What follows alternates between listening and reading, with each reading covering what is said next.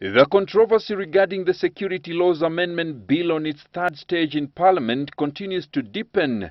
Questions, please. Yeah.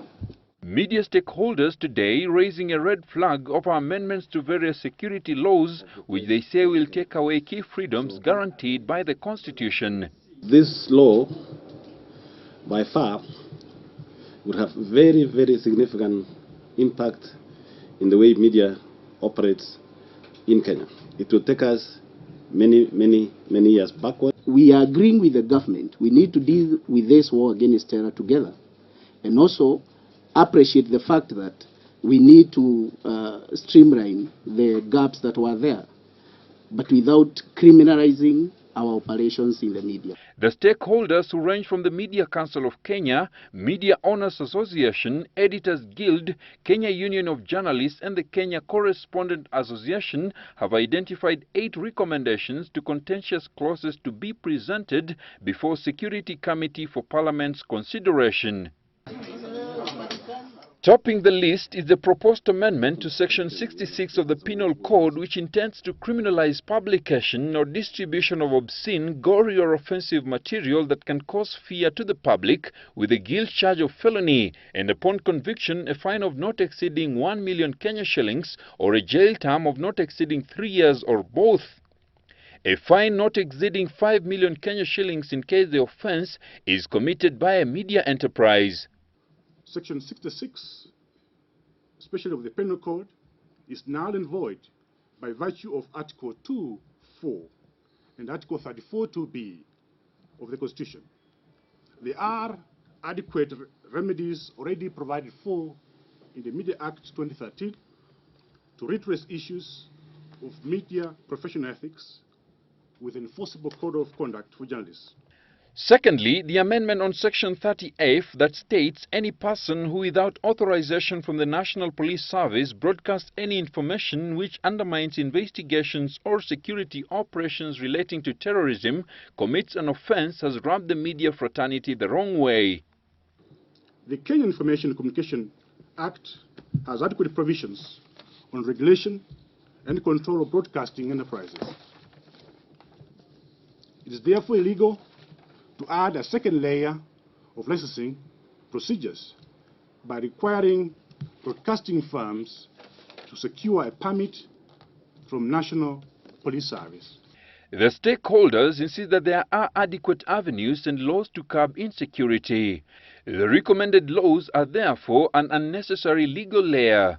So we must guard against overreacting to situations, then limiting our liberties in the process, because then that is what the terrorists want. So we're asking Parliament to really look at these laws. So let the professionals decide, not police telling us that today this is the picture that we feel is going to communicate better.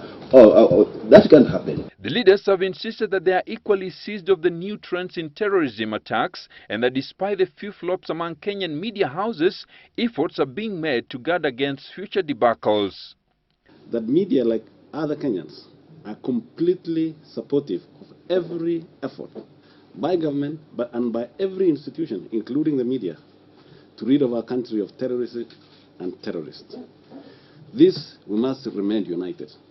But let's not, in the process of trying to deal with this big problem, also introduce laws that limit our liberties. And that clamping down on the media will do away with terrorists. It won't.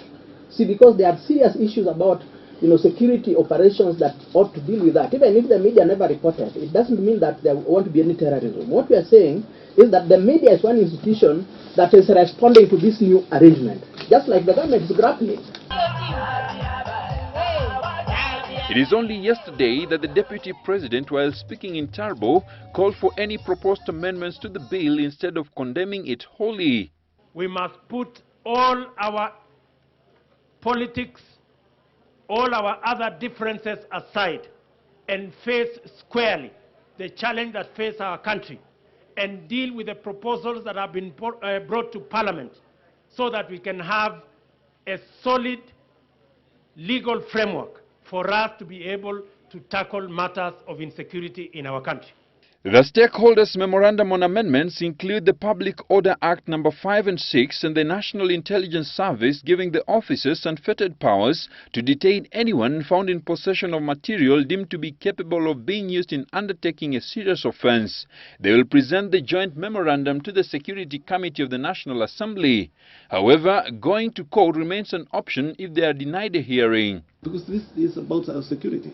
So we don't want to be contesting and fighting in our own courts about the things that are so important to us. Parliament is expected to sit on Thursday to fine-tune the bill, including considering the input of stakeholders. The tenets that guarantee a free press in Kenya today were fought for long and hard, and the onus now is on the National Assembly members to listen and heed to the memorandum of the media stakeholders in Kenya in order to ensure a free press both for the current and future generations. Alex Kubasu, Monday Special in Nairobi.